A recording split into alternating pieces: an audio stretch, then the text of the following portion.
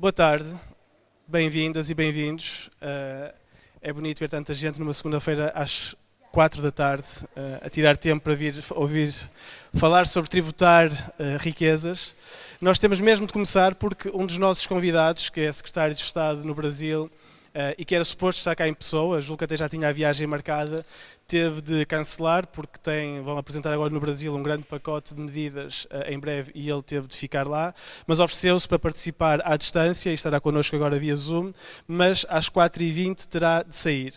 Eu, no fundo, vou falar um bocadinho das questões práticas do dia de hoje. Nós vamos ter duas mesas redondas.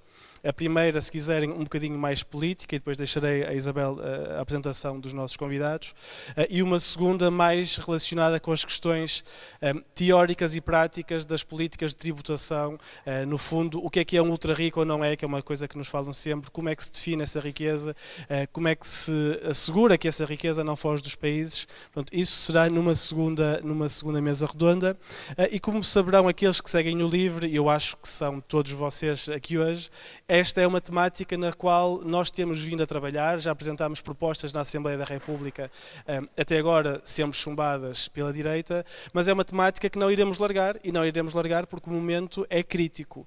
Não só a concentração da riqueza tem vindo a acelerar a um ritmo exponencial, nós já queríamos ter hoje, mas não o temos ainda. Estamos a ponto de publicar um jornal dedicado exclusivamente a esta questão da tributação das grandes fortunas, e nesse jornal encontrarão um pequeno gráfico que mostra a valores do presente a riqueza da pessoa mais rica do planeta desde 1900 até agora.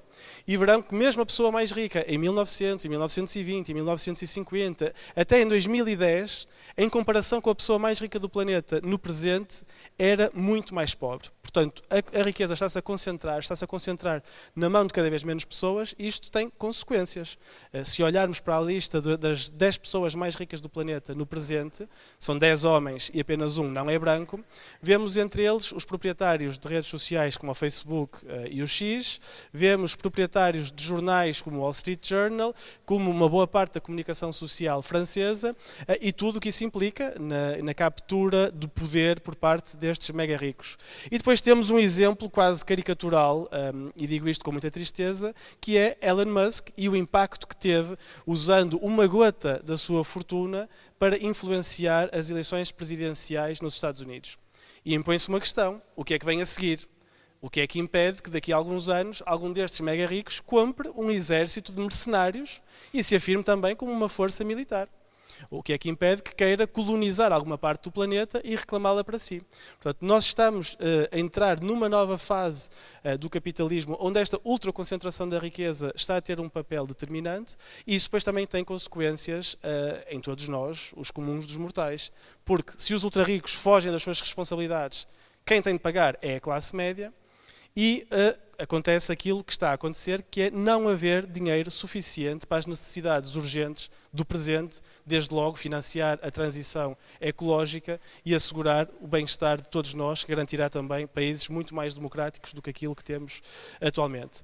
Era só esta a introdução. Eu passo então a palavra à Isabel, que irá moderar esta primeira mesa, e depois terão também a hipótese de colocar questões aos convidados. Obrigado e até já. Então, muito boa tarde a todas e a todos. Obrigada por estarem aqui. Muito obrigada, Benedetta, por estares connosco. Eu vou começar esta primeira conversa em português e depois passaremos para inglês. O foco desta mesa, estamos a falar de taxação a nível global, portanto, que justiça global requer a coordenação global, e, de facto, nós precisamos de uma coordenação internacional para garantir que os ultra-ricos são tributados. Porque já todos sabemos, se é apenas a iniciativa de um Estado, há fuga para outros Estados, e às tantas começam todos os Estados a competir uns com os outros para tentar que os ultra-ricos se sediem no seu país, e, portanto, esta tem de ser uma coordenação global.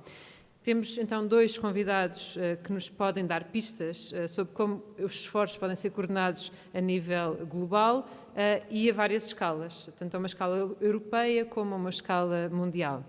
E vou passar a apresentar os nossos convidados. A Benedetta Scuderi é eurodeputada no Grupo dos Verdes Europeus e integra os comitês da Indústria, Investigação e Energia e dos Direitos das Mulheres e Igualdade de Género.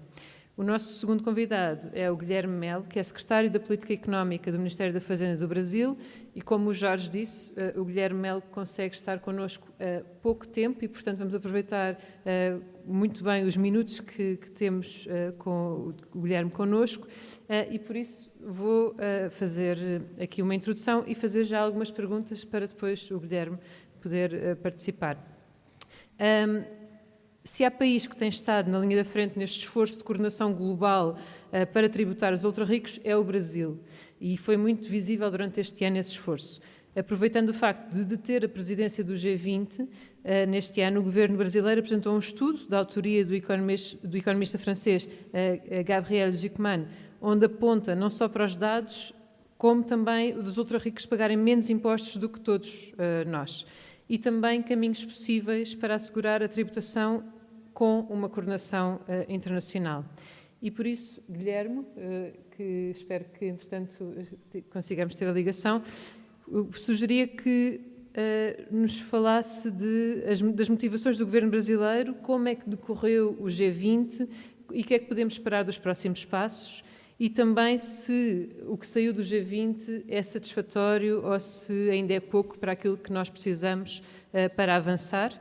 E, por outro lado, como é que o governo brasileiro, no seguimento do que aconteceu no G20, como é que o governo brasileiro pretende continuar a trabalhar politicamente, a nível internacional, para, de facto, consigamos, a curto prazo, ter esta tributação internacional de forma real e que tenha um impacto real no mundo?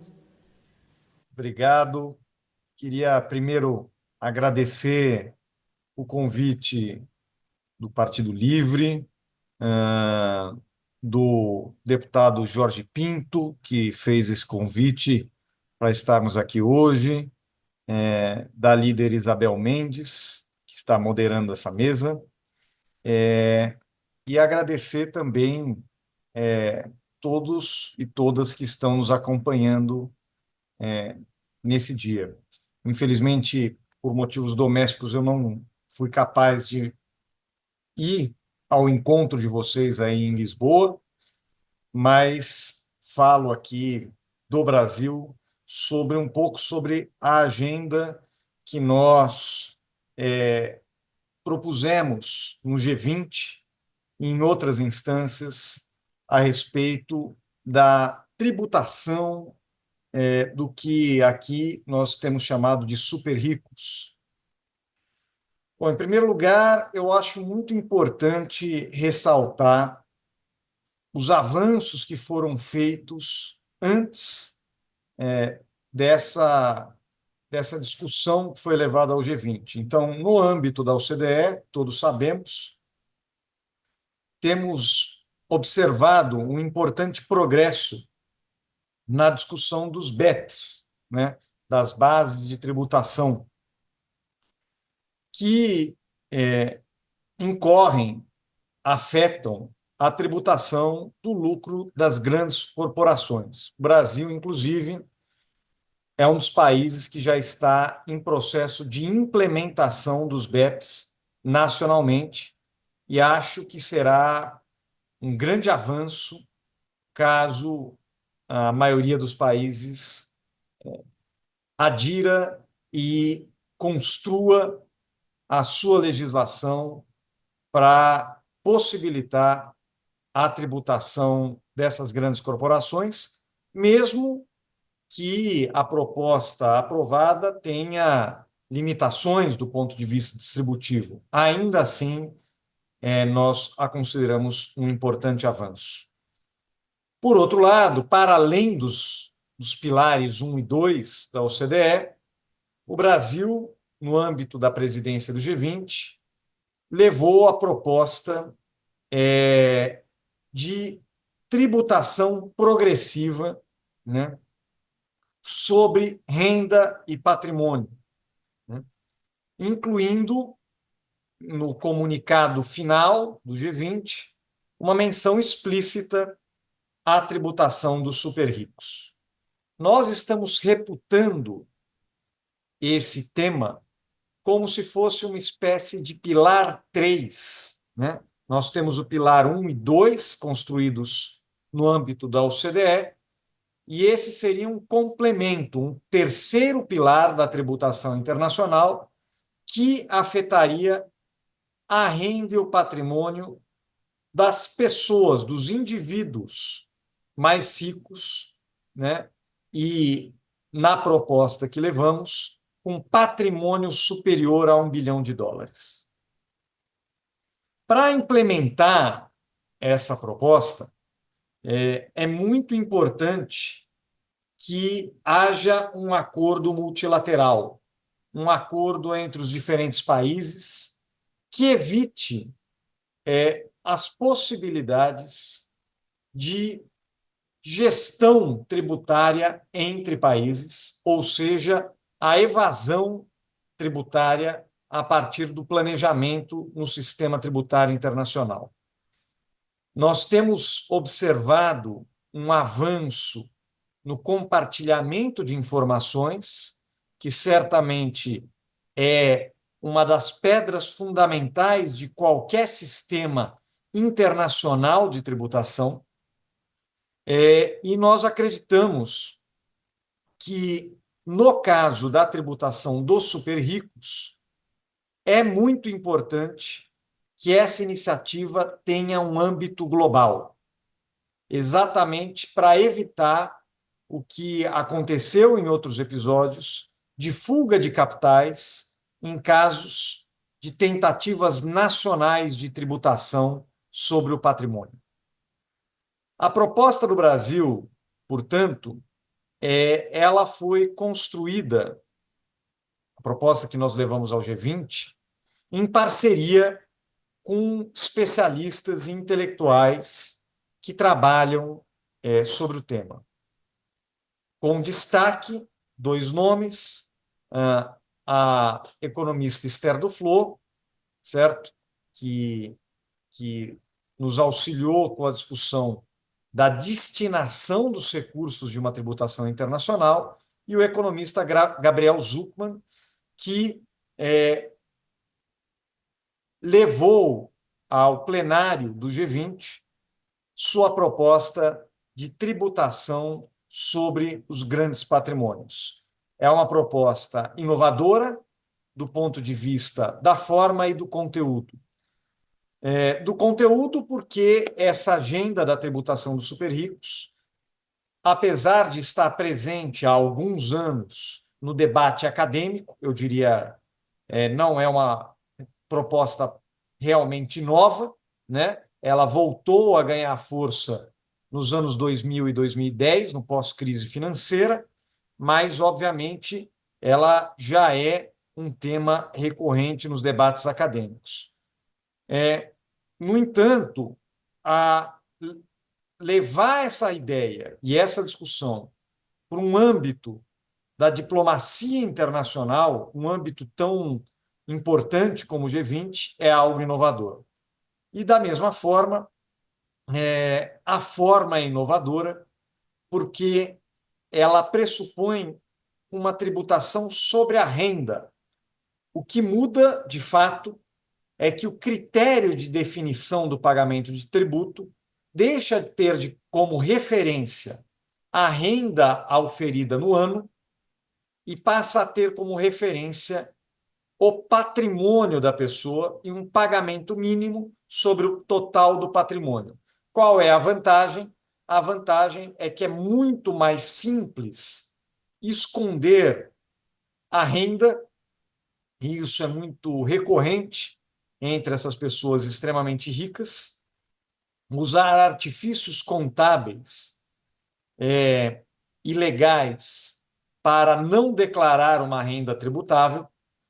Isso é muito mais difícil, é muito mais fácil fazer, esconder a renda, do que esconder o patrimônio que é declarado, e, portanto, nós sabemos que temos um conjunto de algumas centenas de multibilionários hoje já declarados para os fiscos de seus respectivos países.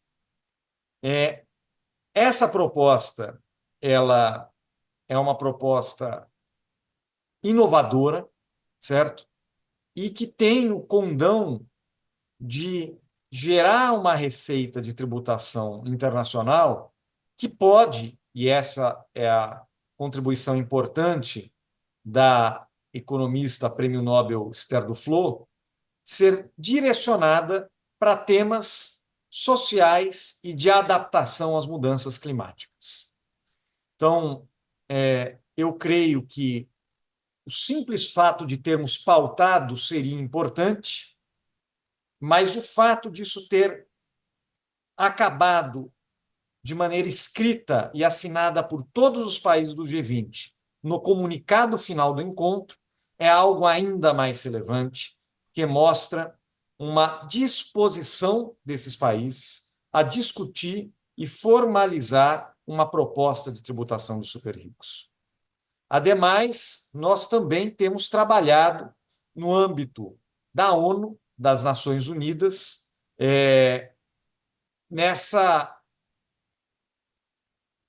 nesse fortalecimento da ação coletiva para identificar brechas que dificultam a progressividade nos sistemas de tributação nacionais, assim como listar as melhores práticas e melhorar o nível de transparência e compartilhamento de informações. Apenas para encerrar aqui a minha participação, quero ressaltar que aqui no Brasil, o Brasil é um país historicamente com uma carga tributária bastante regressiva. Ele tem uma alta participação na sua carga tributária de tributos sobre o consumo, que perfazem basicamente metade da tributação brasileira, e uma baixa participação na tributação sobre a renda e patrimônio. E a tributação sobre a renda e patrimônio no Brasil, ela em si, apesar de não ser tão significativa do ponto de vista arrecadatório, ela ainda por cima é progressiva apenas até uma faixa intermediária de renda, ou seja, as pessoas de maior rendimento no Brasil, que ganham mais de 30 ou 40 salários mínimos aqui no Brasil, passam a pagar, quanto mais renda tiverem, uma alíquota efetiva menor. E é para isso que o governo do presidente Lula anunciou, nas últimas semanas, que enviará uma proposta de reforma da tributação sobre a renda, que aumenta a faixa de isenção do imposto de renda para quem ganha até R$5.000, o equivalente hoje a pouco mais de 2,5 salários mínimos, e eleva e cria um sistema de tributação mínima sobre a renda para quem ganha acima de R$600.000 por ano, podendo chegar a 10% de alíquota efetiva mínima para quem ganha mais de R$1 milhão por ano. Ou seja, nós nos inspiramos na proposta do Gabriel Zucman, de tributação mínima, mas estamos aqui, no caso brasileiro, utilizando esse conceito e aplicando ele para a tributação sobre a renda, inicialmente, para depois, construindo um acordo internacional, levar isso para o âmbito global da tributação do patrimônio e da riqueza dos super-ricos. É isso, agradeço muito a oportunidade de estar aqui e espero que tenhamos um bom debate. Muito obrigado.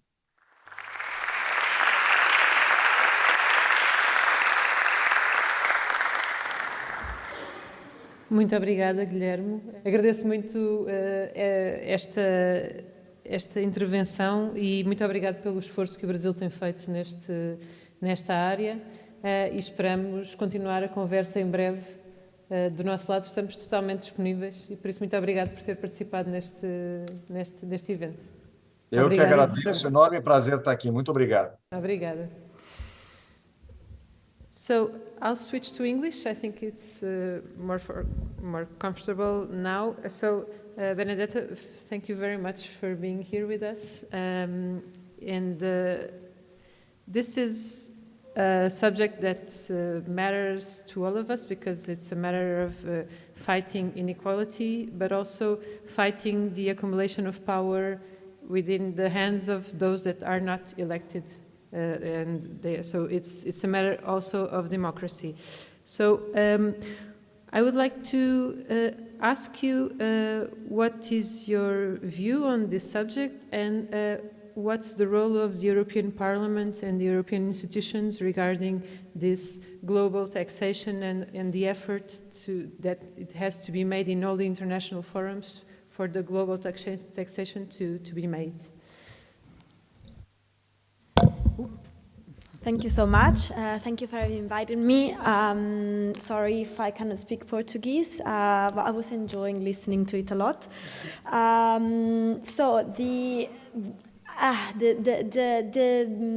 What's my opinion on the matter? So I think this is one of the most important questions of our era. How we redistribute wealth, how we make fiscal justice, how we make a system that is more fair for everyone, where resources are not like concentrated in the hands of very few people. Why is this such an essential question? Because we have a lot of things to do. We have a climate collapse in front of us. We have a huge socioeconomic crisis. We have housing emergency. And all these things need money. And that's what we've been always told as politicians working on these topics. We're constantly told, oh, yeah, but, you say you want this, you want that. You want to invest on social issue. You want to invest in climate. Where's the money? Well, I know what the money are. It's pretty clear what they are, because in the last 10 years, from 2015 to 2024, the richest part of the population wealth has increased, so we're talking about billionaires, has increased of 120%.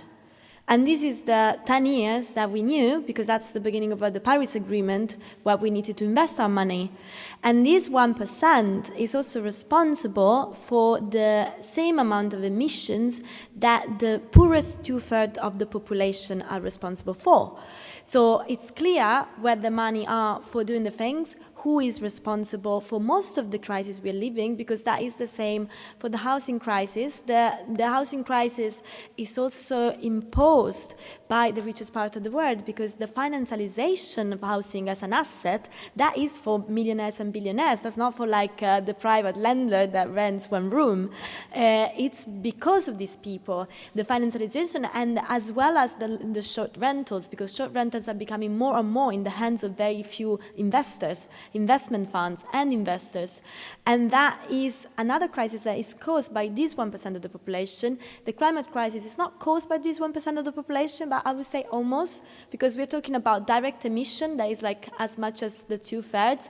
But let's talk about indirect emissions, like fossil fuel companies. Fossil fuel companies are making profit out of the climate emergency, and these profits are going into the hands of a very, very few, a very, very small part of the population. So we are again in this kind of setting, and I can give you, so I could go on with examples of why we extremely need a redistribution of wealth. And I will bring you some examples why we need that also in terms of democracy and democratic values. So if we look at the countries where extreme right and is rising, like the country where I'm from, Italy, one of the things they're doing is to decrease taxes for the richest. So the 63 people in Italy own a wealth that is equal to an annual budget of the whole Italian country, which is 200 billion. And these people are benefiting now of a beneficial taxing ruling, because what they've done, one of the first things they've done as far right going to government is to reduce progressiveness. So what the Secretary of State was saying, that Brazil is historically a regressive system in terms of taxation. Italy is historically, since we became a republic, a progressive system that is in our constitution. And we had a huge progressive system with loads of tiers. And now they've been reduced and reduced and reduced. But the horrible part is that they always reduce the upper part and never the downer part. So they don't cut taxes for the ones that are on the bottom line of the taxing system, but they cut taxes for the ones that are on the upper line. So now the maximum tier is around 50,000 euros, which is ridiculous. And then we have 4 that are going between 15 and 50, and that's it. That's the last bit we have, and that's not progressiveness. And another thing they've done is to have a flat tax for whoever earns less than 100,000 euros, and it's like, how do you say, like 0 hours contract and these kind of things, which is, again, reducing progressiveness because it's reducing the fairness of the taxing system. And this is what they do because that's a way to reduce the amount of people that have a lot of money and to converge power, to put the power in the hands of very few. And we see that with many countries that have democratic issues, where oligarchy, it's running the countries, it's running their countries and the countries next to it. And this is a clear sign of a democratic system that is endangered when we allow for such a huge concentration of wealth, which is our concentration of power, because money buys a lot of things. And let's see what happened in the US. There's many reasons why Trump won, but one of the reasons is also because Elon Musk is one of his best allies, and Elon Musk owns half of the world. He owns the space, he owns the media, he owns everything. And that's how powerful money can be. And that's why we need to have a redistribution of wealth, a fair redistribution of wealth. We need to have a fair redistribution of wealth also because we are in a finite world. And the economy is made of natural resources as well. No one makes more money without exploiting people and planet. And people shouldn't be exploited at all, and planetary resources should be exploited in the limits that the planet has. And again, we see that very small amount of people are finishing the planet resources much, much earlier than the rest of the world, because they need these resources to make money. This is another reason why we should stop this huge injustice and infinite growth in the hands of very few. So how can we do this? So this is like the biggest question mark, but I think we really need to work on a European level first, but then also on a global level, because money and wealth can easily be moved. And if we start on a fair fiscal system in one place, they can just take it somewhere else. This is a thing. Although it's not necessarily true, because we see, like when they did it in Norway, there was this big scandal, all the billionaires are leaving. I think less than 2%, like 2% of the billionaires left, and then the rest stayed there. So it's not like, if you increase a bit the taxes, necessarily people will leave. But we need to understand that this is a planetary response, because the wealth, the concentration of wealth in the hands of just few people is a planetary issue, because it's impacting on a globalized world and on planetary boundaries that cannot be answered to in Europe. But of course, we are looking at the European level. So Europe needs to be a bit more bold. And trying to go into have a much, much stronger fiscal impact. As you know, we don't have a fiscal union, although we have a one market, like an integrated market, kind of, not that even that quiet. But we are going into that direction. But we have an integrated job system, but we don't have a fiscal union. And in our opinion, and as Greens, we should go to that direction. We should go to have a fiscal union, because how can we have a just market and a just fiscal system if all the member states can decide? And in this fiscal union, where the European Union has much more accreditation, as a power over the taxes, over the fiscal system, we need to have a fairer system. As Greens, we propose, for example, last mandate, progressive taxation of millionaires and billionaires at the European level. This taxation would just be happening over 5 million of wealth, and just on the part that goes over these 5 millions, and it's like between 0.5 and 1%, it depends on the amount of wealth they own. And this would have provided Europe with 200 billions, just this. That for these people, millionaires and billionaires, it's just peanuts because we're talking about 0.5/1% of their wealth over the 5 millions.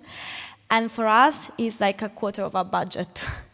And this is one of the first measures, and this would be like direct EU money. So even if we don't have a fiscal union, we propose that this would be a European taxation, so we can have direct budget from this money, and this would be one of the first steps, for example, towards a fairer fiscal system, and the redistribution of wealth is still very much nothing, but this would be like one of the first steps. This was one of the proposals that we were giving. And how was the response to that proposal at European level? So there was no response, to be honest. As you know, the problem of the European Union is not just that we don't have a fiscal union, but is that our union is a very complicated matter when we talk about democracy and parliamentary work. Parliament doesn't have power of legislative power like to propose laws. We can propose things to the Commission, and the Commission can look into that. When it's about fiscal matters, the Council has a lot to say, and it's very, very hard to put some kind of initiatives going through the Council because the interests of national member states, they also prevails. So to go back to your question, what should be the role of the European Union and the role of the institutions? I think if we want to fight for all the fights of our era, but in this specific case, it's even stronger and more evident, we need a reformed union. We need a much more united union. We need a union that is a political union, a union that is much more democratic, where the parliament really can decide on these things. The parliament is the only democratic body of the European Union, should be having the final word about our fiscal, our taxing system and our fiscal system. But this is not true because the Council has the final word. Europe should have a budget that is much bigger than the budget that they have, and should have much more power to introduce new taxing systems that is fairer and that is aiming to one of the main values of the foundation of the European Union, that is equality. And if we are not able and allowed by the current treaty system to do that, then Europe will never really find its own path. It will never really make that step forward to become the union that we're all hoping for. So to go back, I think we had this proposal. This proposal was possible within the treaties possibilities.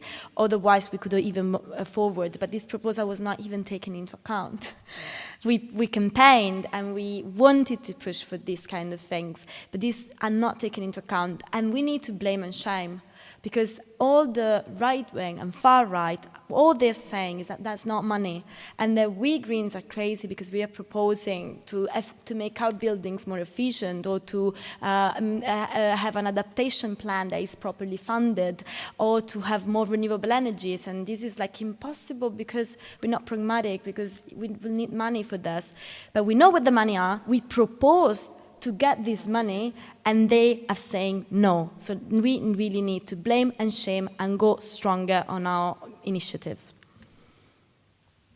We have been having the same discussion here in Portugal. We brought this discussion to the national parliament, and all the right-wing and far-right were saying that yes, we were crazy and we wanted to tax people. So always comparing billionaires and hyper billionaires to all of us, and so not having the discussion in a fair ground, and that's one of the problems. And so before the G20. We were asking the Portuguese government, because Portugal was represented in this meeting, how is Portugal going to place itself regarding this matter? And what the government said to us, oh, it's interesting and we'll study, but it hasn't really said, okay, this is a justice matter, and Portugal is really committed on global taxation. So we are continuously bringing this subject and making pressure. We have also a petition going on pressuring the Portuguese government to work in all the international forums, including the European Union, to bring this matter to discussion. But that's something we can do at the national level, pressuring the governments, and then at European level as well. But given this composition of the European institutions, do you think it's possible in the short term to have a global taxation, or we need to change a lot of things first? I think given this composition of the European Union, not many things are that possible. Many of the things that we would want. As I said, I think what we need to do is to really say that loud, because like a huge problem that we had, for example, in Italy, but in many countries, was that everything now is the fault of the Green Deal. All the crisis we have is the fault of the Green Deal.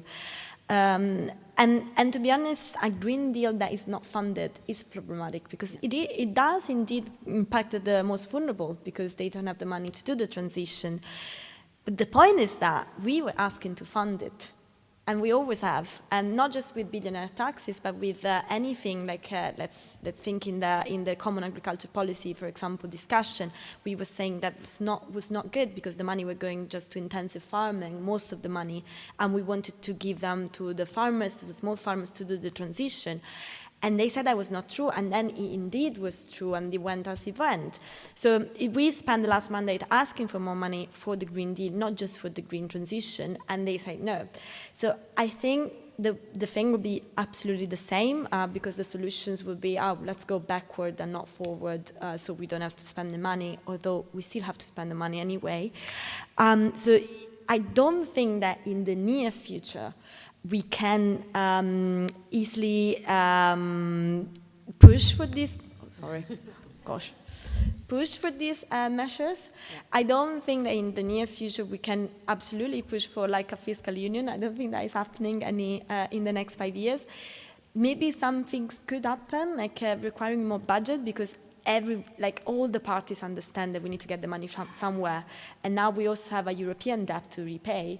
And again, so that means that who is taking the responsibility to cut on cohesion, to cut on anything? It's a big responsibility. So this is where we can pressure them. It's like, now you do that, and now you are the majority. You cannot blame the Greens anymore, because that's what they've been doing. Although we were the fourth group, we were not even the majority. Everything is Greens' fault.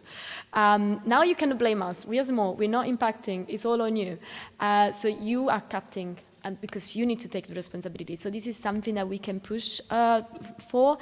And I think in terms of narrative, we have the exact same problem also in Italy, where as soon as you say tax the rich, or we say patrimoniale, like a tax on big wealth, they are telling us, whatever, that we're communists, but also that we want to tax normal people. Yeah. While we actually in our proposal, even in the national level, we want to de-tax like lowest income people and tax more the highest income. But I think we can use another kind of narrative. So, for example, we have, I checked in the last budget in Italy, we spent 20 billion for the energy pricing issue, and the energy companies in the same year done 50 billion of extra profits. And the right wing didn't want to tax those.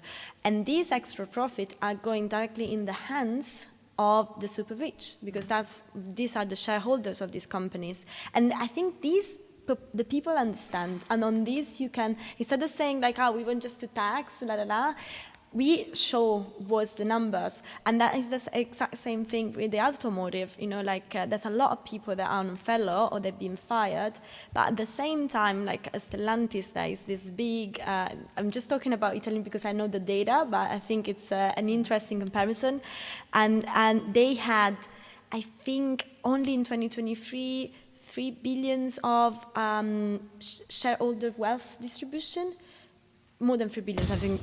That wasn't me. That was between 3 and 6, something like that. And they are firing people. And this money are in the pockets of these ultra-rich. So this is something that people can really read and understand because this is directly impacting them. And I think we can use this kind of rhetoric to win. And within the parliament and in the parliamentary work as on the European level and also national level, but I think in the European level a lot, we need to be like, now you do the cutting and you tell the people that you were doing the cutting because you don't want to get the money where the money are. So this could also probably work. Thank you, Benedetta. I'm going to open for like 2 questions. We are getting short of time, but I don't know if somebody wants to ask something, both to Benedetta and me. We have 1 question there and 1 question there. Okay, it's closed.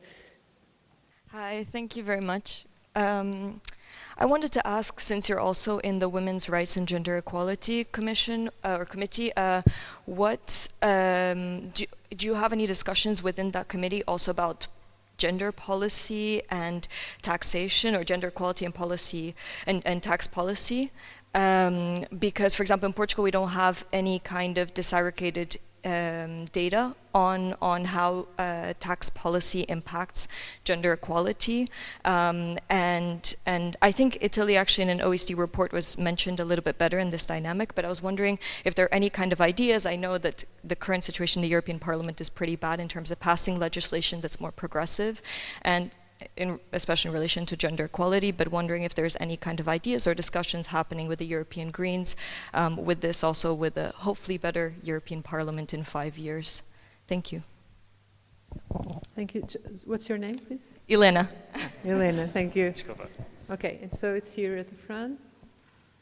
Hello, my name is Alexandre Pereira, and I was really interested in this last topic you mentioned about the narrative. Maybe because I'm working in communication and strategy, actually.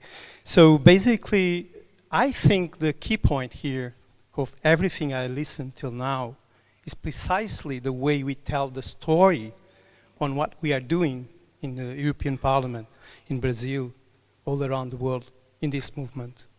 So it's not about the justice of our measures or the things we propose, but it's more about the way we propose and show this evidence to the people that what we are fighting for, what we are defending is their rights.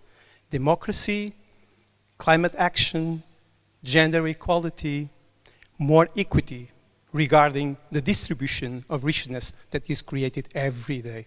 So you and other presenters show really clear figures and numbers, and I think we should include that very, very clearly in our narratives. So what are you preparing for the next steps of the Greens in the Parliament regarding this new narrative, or rebuilding the narrative to show clearly that we are in the right side of this question? Thank you. So thank you for the questions. They are so on point. So on the Women and Gender Rights Committee, so we haven't been discussing about fiscality or taxing issues. But to be completely honest, the parliamentary work have just started basically, because we've been drowned into the commission issues, so electing a commission, and that was a lot to take on. And also this would be a competence that would go between the committee Econ and Fisc, and probably will come as an opinion from the FAM committee, so the Gender Rights and Women Committee, because it, of course, something that goes into fiscal regulation and stuff. It will be treated that as a primary committee, and then we could give some inputs on the impact on gender rights, and that this kind of policy can have. Also, we're having a discussion on the MFF, and this is a discussion that is just starting now. And as Greens, we always try to have a gender lens, so to have a gender perspective in all discussions. So it's not just the impact on fiscality, like the negative impact that fiscality can have, but also the kind of benefit and the positive impact that which it should have. I'm pretty sure there's also like a paper that we issued, but if I find it, I will send it to someone that can send it to you, or you can go into the Greens FR website and see, because I'm pretty sure there was something on fiscality and women's rights, but I'm not 100% sure. But for example, one of the campaigns that we did on the RRF was called Alphabet, so that the funding from the recovery fund would need to go, half of the funding would need to go to impact positively half of the population, which is women. So they should have an equal perspective in how we spend this money and who is benefiting from this money, to not have that kind of bottleneck on having a positive impact always on the same part of the population. So that was, for example, that was something that we were looking into. And now there would be something also on the fiscal matters for sure. And this is not conversation that we'll be having yet. But I'm pretty sure that the Greens in the past have done papers on it, because we have the whole, in all the topics, like there can be artificial intelligence to climate to fiscality, we always having like kind of a gender watch on it as well. Not just gender, but like also discriminated groups or youth, and having this kind of perspective. We try to integrate that all the time. So sorry, I can be more precise on your answer. On what we are preparing, so that is a lot that needs to be prepared. I think our main fight would be when the discussion on the MFF will start properly. This is just the very, very beginning. And as I said, it's just the very beginning of the parliamentary work. What we're trying to have now is something called social mainstreaming. So we want to have an understanding of the social impact of all the measures that we're having. All the measures we're proposing. So now, for example, I'm working on the industrial ones, and one of the first points that we have is social impact of the industrial policy, and that would be the same reflection on other climate policies, on the fiscal policies. So the idea for us would be to have the kind of like, this is what you propose, this is the impact that it has, and this is the impact that we want it to have, and how to shift it. And I think when we talk about fiscal policy, but also how we use our money, that would be a huge thing. So this is more or less what we are looking into, also to communicate. So what you were talking about, of course, on the data, we are pretty good, and I'm very glad that we have a great team also as a staff, and they're producing great documents with all data, so they're really looking into things like the proposal I just told you. That was like a proper, pages proposal with all the data and where we could spend the money, where we could get the money. It was like a study properly done, and that is something I'm very proud of. And this is something that will be kept, like we will keep doing these kind of things, and when the discussion will start, especially on austerity, because that is also something that we've been working a lot, because the fun thing, if we don't tax the rich, is that we go into austerity, because the money are not there, and this is ridiculous. So like, for example, our previous president of the Green CEFA, he did a huge work on austerity and anti-austerity measures, and how to not go into austerity, so where to get the money to not go into austerity, and why we shouldn't go into austerity in such a crisis. And this is probably something then when we're going to talk about where we're going to have these cuts, we will start producing these kind of documents on when we don't want to have these cuts and where we're going to get the money, and try to communicate this in the best way possible. Thank you, Benedetta.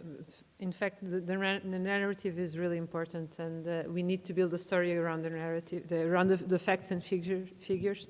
And sometimes it's difficult to imagine the level of wealth that some people in this world have, because it's absolute nonsense. So it's very hard for ordinary people to imagine the level of wealth. And so we have to put that in a narrative. So we have little time, so we didn't speak, for instance, about how is it possible for these people to accumulate such level of wealth, because the system is not working, and so there are a lot of things that we can do regarding regulation and other things to prevent this level of wealth. But taxation is, of course, a parallel path that we need to take. So we are closing. I don't know if you want to give some final words to this audience, and then we'll close. And thank you very much. Yeah, I talked a lot. You were saying about imagining, understanding, this imbalance and how much someone can own. Once I saw this amazing video made with the rice. Don't know if any of you have ever watched it, but I think that was a very impressive, figurative way to have it. So you have a normal person's got one thingy of rice. I don't know how to say that in English, and then they show what a millionaire has and what a billionaire has and what you can do with this money. And that was really for me, it was really impactful. And because even me, when I talk about billionaires, I don't really understand what billions means, because it's something that it's too big for our mind. So having also this kind of figurative, visions, because also for normal people like us, when you say I want to tax billionaires, in their mind they could be a billionaire one day, but that is impossible. Not even if you win the lottery, you're a millionaire. So this is something that we should really put into the imagination of people, what billionaires means.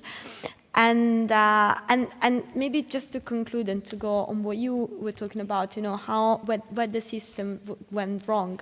I think it's that what we were talking about before on the planetary limits.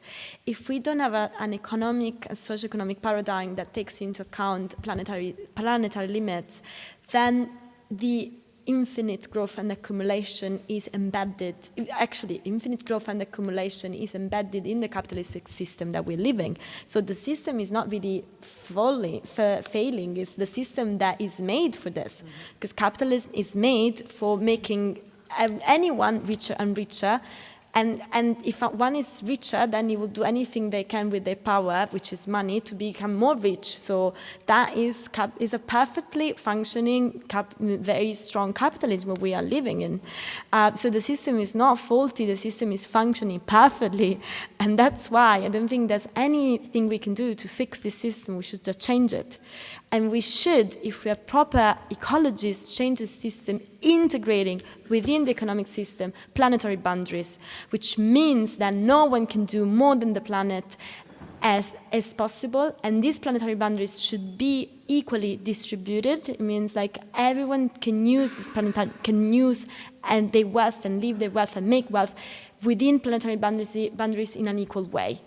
And once we get to this kind of system with new indexes that will measure economy, that are integrated in this, that's how we can then measure if the system is working or not, because it's a completely different system that is for equality, but also takes into account the planet we are living in, because it's impossible to not take it into account if it's where we produce and we use our resources. So I think of course, taxation is amazing, and I think we should tax the rich. But let's be clear, we're not going to get out of it if we stay into a very strong capitalism as we are right now.